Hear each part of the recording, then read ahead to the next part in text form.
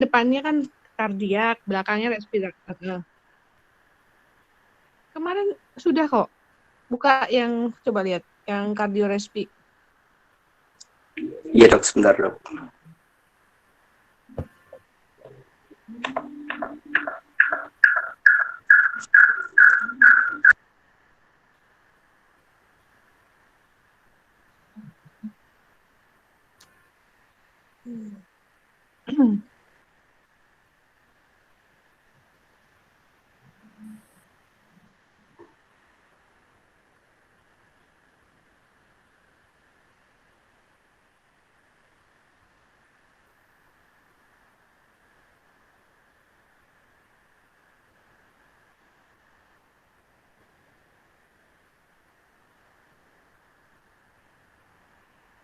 Nah, itu. Tuh. Nah, ini kan depannya kardiologinya belum kita bahas nih, yang kardiak. Yuk, slide.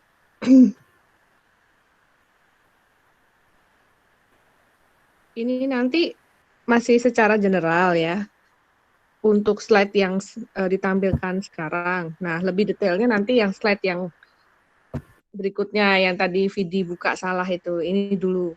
Ini umumnya ya, gampangannya gitu loh. Rehab medik pada penyakit jantung, slide. Untuk kasus infak ya, problem infak kalian tahu adanya nyeri hebat pada dada sebelah kiri, kemudian disertai sesak nafas, dan ada tanda-tanda perubahan khas pada EKG. Berikutnya, kapan sih rehab medik itu bisa mulai diberikan pada pasien dengan infak miokard ya? Tentunya di sini pada fase akut yang bisa bekerja hanya psikologi dan pekerja sosial. Untuk petugas fisioterapi baru bisa melakukan tugasnya itu setelah 48 jam dalam keadaan istirahat total. Jadi fisioterapinya tentunya pun dalam hal ini pasif, tidak aktif. Nah, psikologi di sini kenapa diberikan? Karena pada pasien-pasien dengan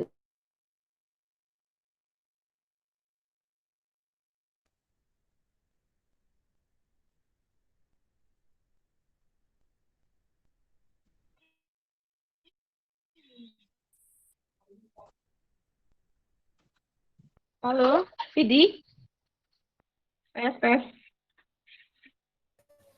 Halo.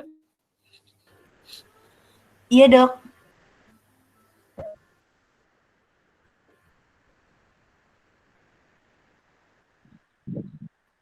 Halo, dengar tidak ya? Ya sudah dok, sudah kedengar dok. Halo. Halo, iya dok. Halo.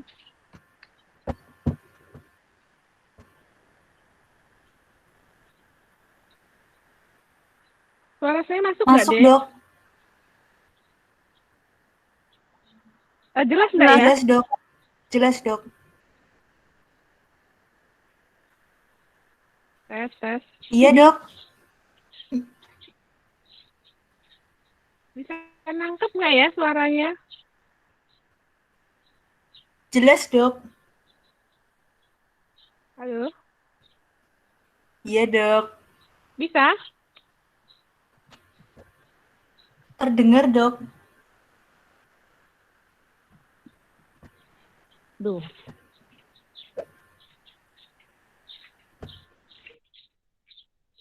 Sinyalnya 2 tok ini.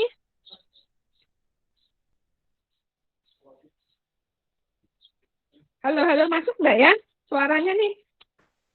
Sebab maaf ini wifi-nya mati karena. Oh jelas ya udah. Masuk dok. Iya. Sek. Balik sek. Slide sebelumnya. Tadi kan fisiologi itu karena ada gangguan psikis ya, namanya orang sakit jantung itu kan pasti ada rasa cemas, takut. Nah, makanya diberikan juga support psikis, support mental oleh psikolog. Kemudian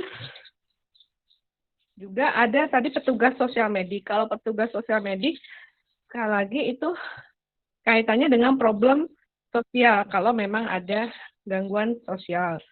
Nah, kemudian diberikannya itu dimulai dengan pasif. Saya bilang tadi setelah 48 jam kondisi stabil, maka kita langsung bisa memberikan program fisioterapi, tapi itu pun dimulai dengan pasif exercise pada ekstremitas inferior dulu, yaitu tungkai atas dan bawah. Kemudian tahap berikutnya,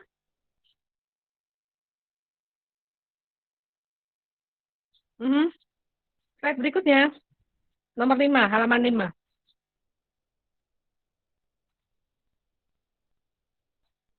Nah, ini ya, setelah pasif, ya misalnya ankle pumping, tapi pasif. Kemudian tahap berikutnya diposisikan setengah duduk. Nah, setengah duduk. Berikutnya duduk. Jadi di sini yang membedakan adalah posisinya, posisi pasien. Mulai dari tiduran, kemudian setengah duduk, hari berikutnya baru didudukkan, hari berikutnya duduk ongkang-ongkang, kemudian dilanjutkan dengan berdiri di sekitar tempat tidur, lalu berjalan di sekitar tempat tidur, lalu dilanjutkan dengan jalan 25 meter, 50 meter, 100 meter, 200, lalu 500 meter. Jadi ini bertahap deh. Hari ke hari kita posisikan sesuai kondisinya. Tentunya tapi untuk awal pasif, setelah melewati beberapa hari baru kita bisa berikan active exercise. Kemudian kalau sudah bisa jalan 500 meter, dilanjutkan dengan latihan naik turun tangga. Slide berikutnya.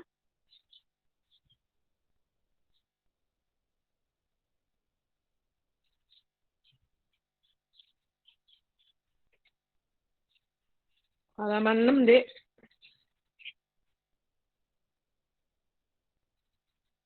Nah, sebelum, di sini ada take home message-nya ya, sebelum pasien pulang, kita harus mengetahui kapasitas fungsional daripada kardiaknya. Jadi, harus kita lakukan yang namanya exercise tolerasi testing.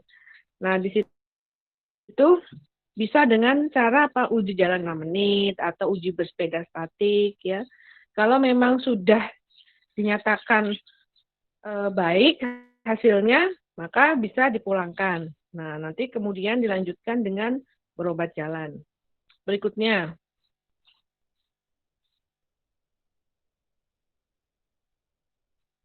Halaman 7.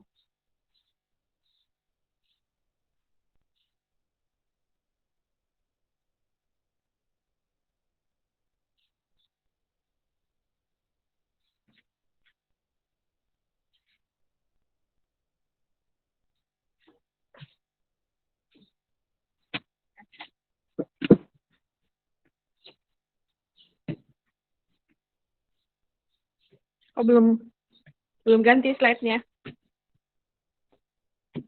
7. Next.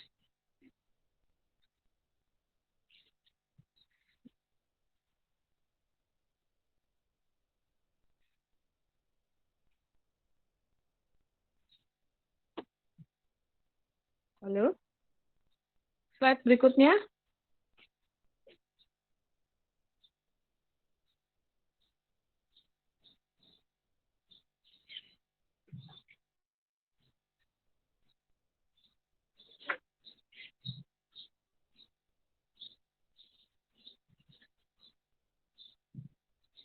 Halo. Kok belum berubah slide-nya? Masih halaman 6.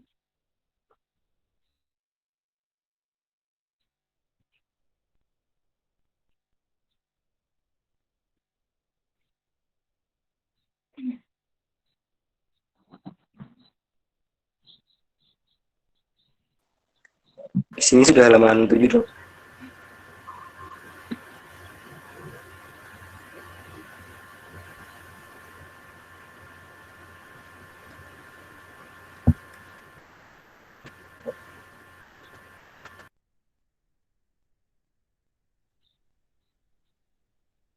Oh iya.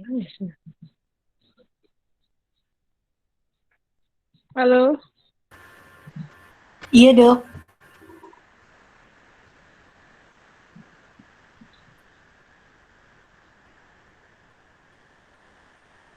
Kok nggak nggak berubah ya slide-nya ya? Sinyal saya yang jelek apa gimana ini? Sudah berubah, Dok, di saya, Dok.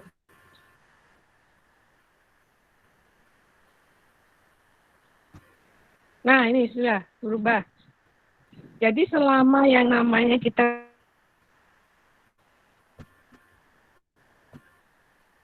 latihan program exercise pada pasien dengan riwayat penyakit jantung, entah itu dekom cordis atau infark miokard, pada saat kita melakukan suatu latihan, kita harus memantau beberapa tanda. Ya, di sini adanya keluhan nyeri dada atau tidak, kemudian nadinya bagaimana, tekanan darah, saturasi, itu wajib kita pantau selama melakukan pemberian program exercise. Dan dikatakan kapan harus dihentikan exercise-nya ya. Kalau ada ternyata kenaikan nadi atau penurunan nadi yang besarnya 20. Kemudian tensi pun begitu, naik atau turun sekitar 20 mm air rasa. Nah, tahap latihan kalau perlu kita turunkan ya, kalau memang ada tanda-tanda peningkatan di ataupun tensi seperti yang disebutkan tadi. Di mana di sini target daripada heart rate atau nadi yang harus dicapai adalah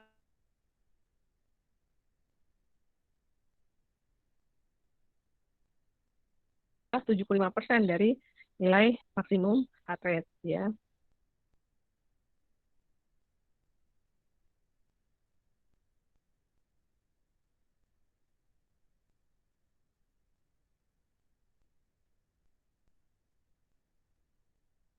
Yang mengatakan bahwa yang namanya untuk hubungan seksual itu bisa dilakukan apabila pasien mampu melakukan suatu aktivitas yang nilainya setara dengan 5 MET, 5 hubungan seksual dengan pasangannya. Ya. Tentunya untuk hubungan seksualnya juga harus dilakukan dalam kondisi posisi yang pasif, tidak aktif. Ya. Berikutnya,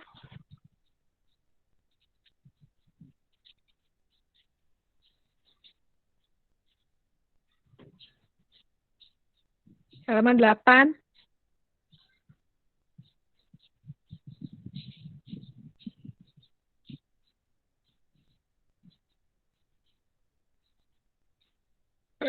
Nah, tadi kita bahas mengenai peran daripada fisioterapi, kemudian psikolog, dan social worker. Lalu bagaimana dengan petugas okupasi? Seperti kembali pada waktu kita mempelajari pengenalan rehab ya. Jadi okupasi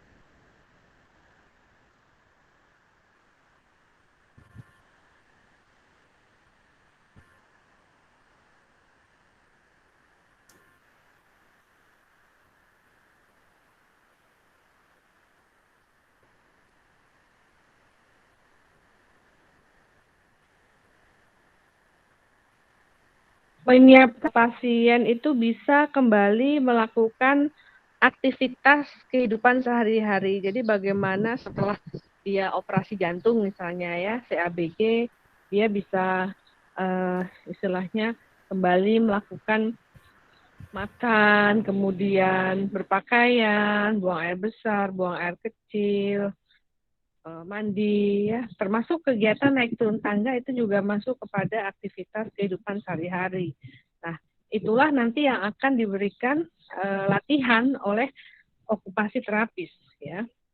Tentunya yang harus kita ingat lagi bahwa pasien dengan gangguan fungsi jantung, ya, itu kita harus melakukan yang namanya prinsip hemat energi atau energi konservasi, ya, karena sedikit saja aktivitas itu agak berat, maka energi yang dikeluarkan pun banyak. Itu tidak baik untuk pasien dengan gangguan jantung. Pun untuk prioritas, bila ada beberapa aktivitas yang harus dikerjakan juga harus didahulukan mana yang lebih penting. Kemudian, ini tadi sudah ya, sebelum pasien pulang bisa dilakukan uji beban untuk mengetahui berapa kekuatan pasien. Oke. Berikutnya, Dek.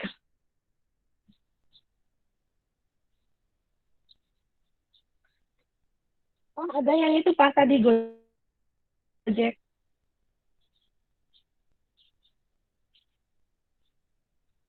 Masih ada slide-nya, 9, halaman 9.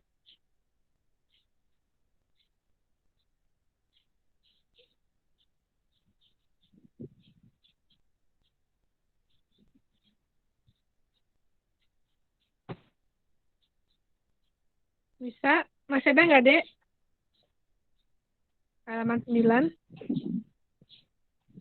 Ya, kemudian ini rehab medik pada kasus gagal jantung ya. Anda harus mengetahui dulu ada 4 derajat ya berdasarkan kriteria dari NIHA. Grade 1, 2, 3, 4. Nah, paling parah itu adalah yang 4, di mana pada kondisi diam saja, istirahat saja dia sudah sesak. Ya kan? Nah, di sini tujuannya rehabilitasi adalah untuk bisa meningkatkan derajat dari keparahan level 4 menjadi 3, 3 menjadi 2, dan sebagainya. Yang perlu rawat inap adalah yang level 3 dan 4. Ya. Berikutnya.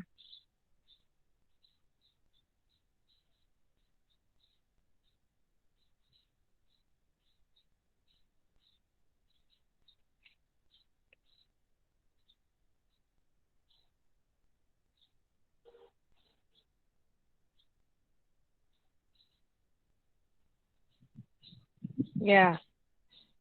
Kemudian untuk program fisioterapi pada pasien dengan gagal jantung sama ya, selalu dilakukan dalam posisi pasif. Ya, tiduran terentang, kemudian setengah duduk, duduk tegak ya. Kemudian duduk ongkang-ongkang, lalu berdiri di sekitar tempat tidur, kemudian berjalan di sekitar tempat tidur sama seperti tadi ya. Berikutnya.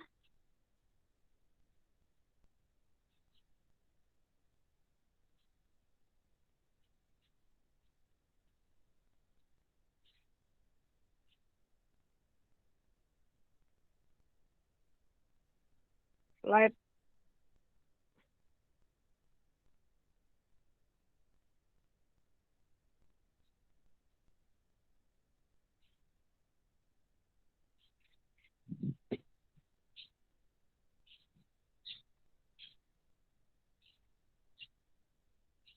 Belum berubah, masih 10 ya.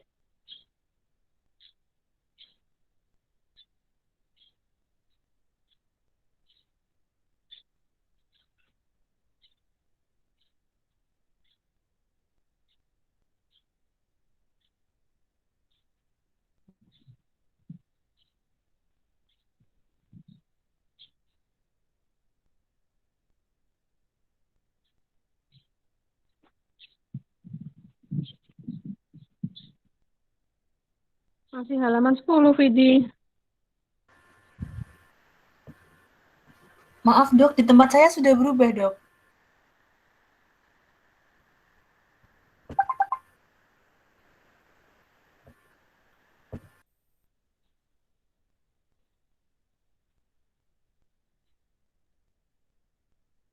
Nah ya, sama ya. Nah tadi persis sama. Jadi setelah bisa jalan 500 meter, diikuti berikutnya untuk uji naik turun tangga. Setelah itu sebelum pulang bisa dites kapasitas fungsinya dengan menggunakan uji jalan 6 menit. Next.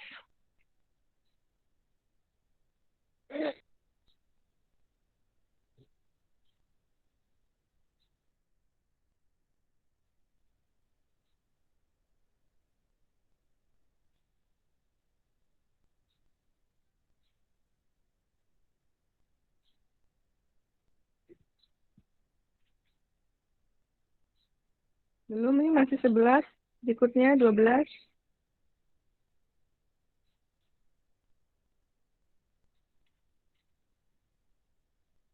Nah, sama ini ya, pada pasien dengan gagal jantung, sama seperti infak miokard juga harus dilakukan yang namanya prinsip hemat energi, kemudian juga dilatih AKS, ya, aktivitas kehidupan sehari-hari, terutama yang personal, ya, seperti mandi, makan, berpakaian, berhias diri, buang air besar, buang air kecil, dan sebagainya.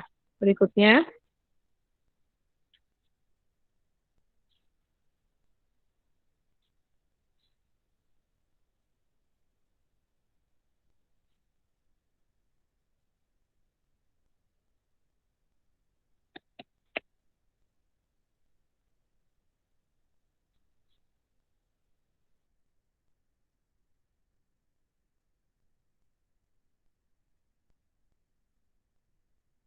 sama ya. Berikutnya, memberikan support psikis pada pasien dengan gagal jantung. Halaman berikutnya masih ada nggak ya? 14.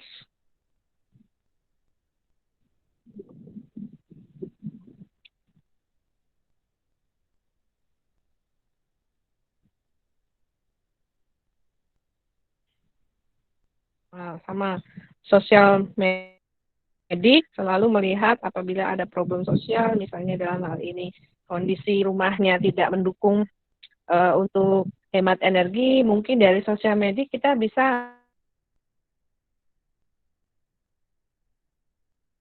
mengedukasi bagaimana mensiasati, misalnya tidak punya WC jongkok, yuk adanya WC jongkok, bisa diedukasi dengan membuat kursi yang dilubangi tengahnya. Nah, itu sehingga ada penyelesaian dalam hal ini lingkungan sosial ya pada pasien dengan gagal. Sudah selesai kayaknya nih. Halaman 15.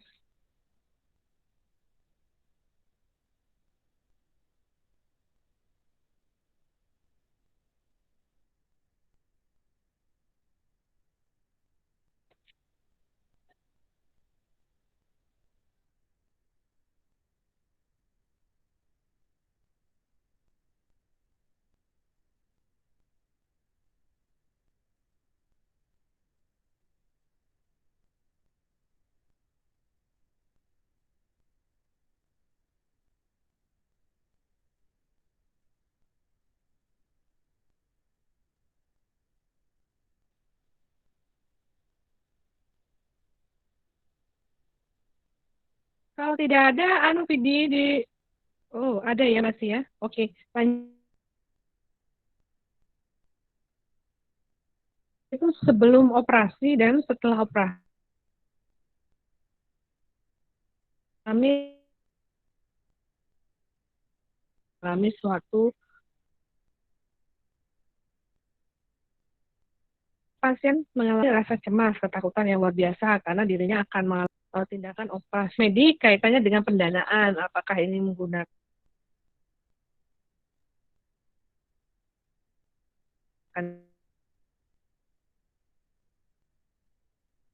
penderita tersebut. Nah, pentingnya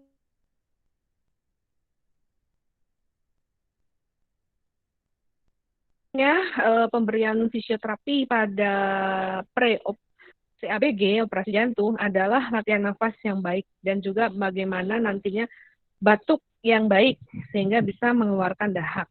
Ya, dengan dilatih lebih dahulu bernafas yang baik, kemudian teknik mengeluarkan dahak yang baik, maka nantinya pada saat setelah operasi kemampuan untuk mengembangnya paru-paru lebih baik ya.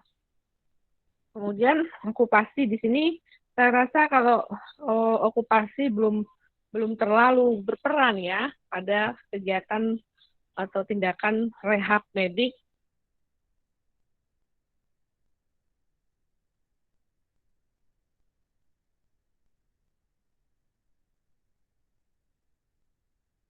pre-op ya. Nanti okupasi lebih berperan pada kondisi setelah operasi. Berikutnya.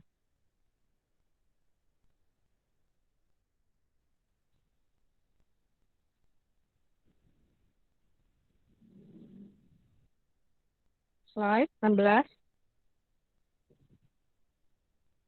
Ya. Kemudian pada post-op itu 24 jam pertama pasti dipasang ventilator ya kan.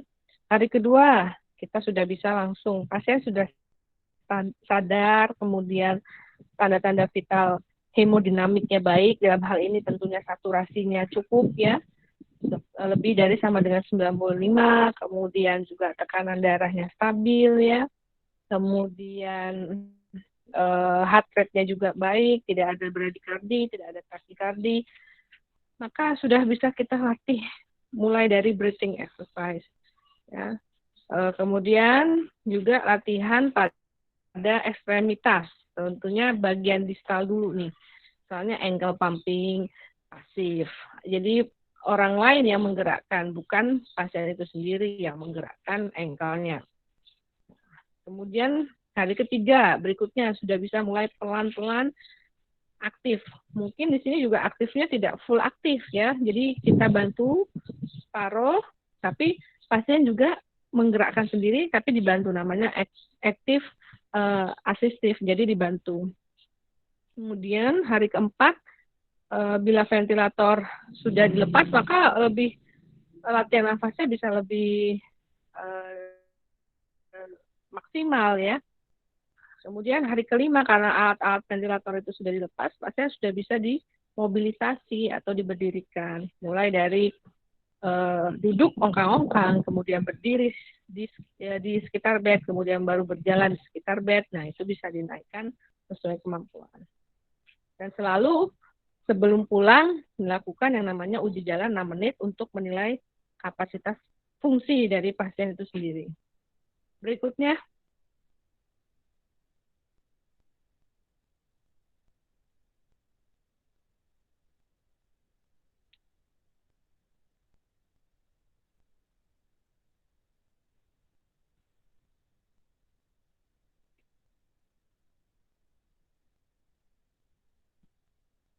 halaman 17.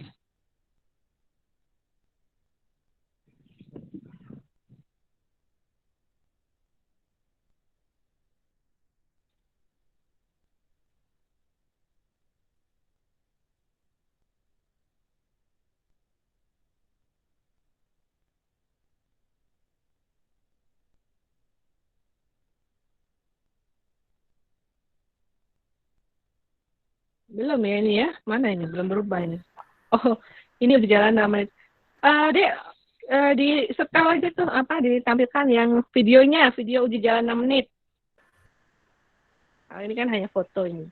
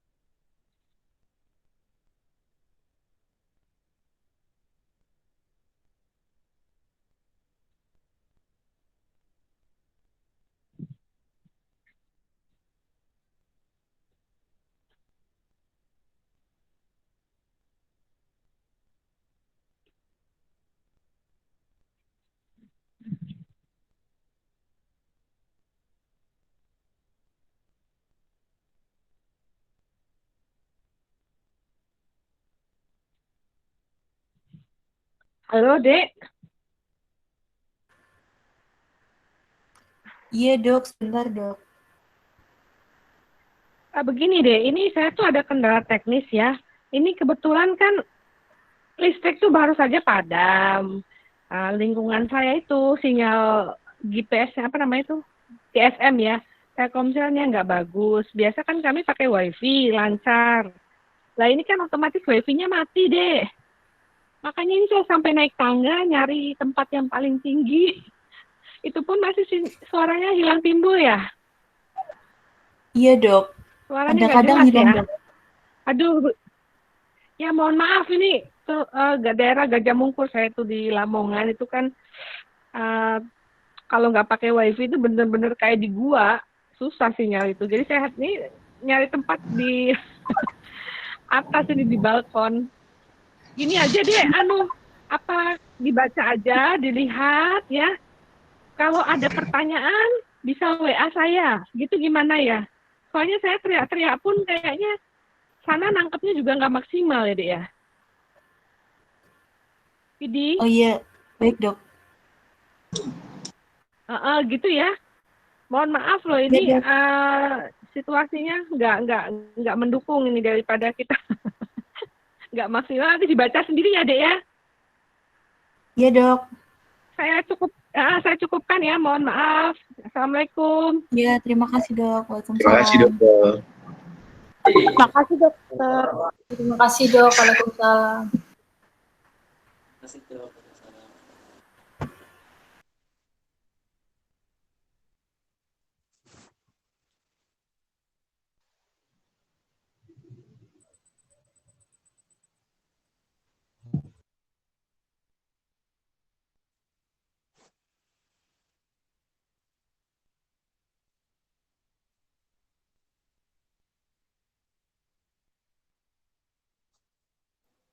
Halo.